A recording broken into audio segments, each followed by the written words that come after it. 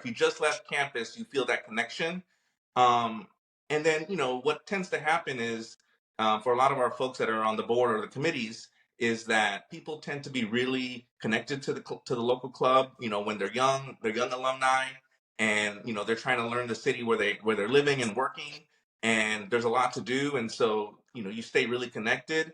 But then when people start having families and they get married and they get more senior in their Yep. jobs and they have more priorities than necessarily the club, people tend to start taking time away because to Yeah. focus on those matters.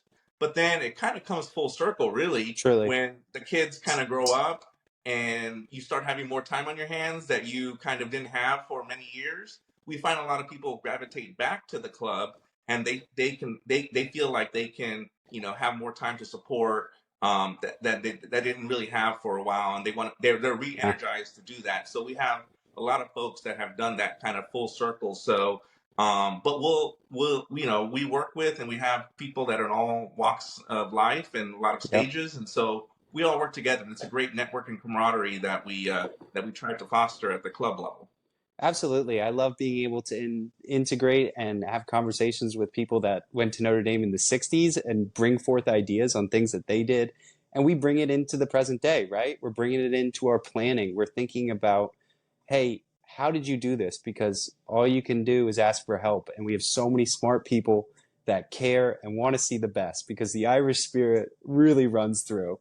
And I think what we'll see is I always talk about this luck management, and they're like, oh, lucky this all worked out. I will tell you what, it was a lot of management on the back end that we're working through. So why don't we go through just like a 2-minute bio of who you are and how you got connected to the Notre Dame Club of Houston, and then we'll move from there.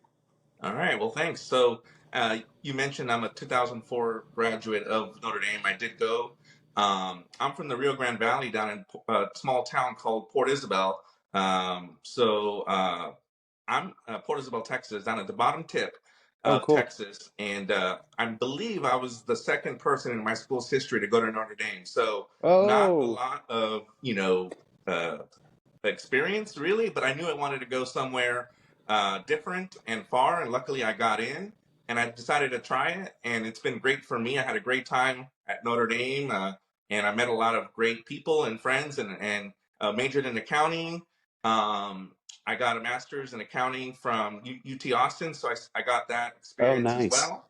Um, and I started my career as a certified public accountant, Right, accounting right. field.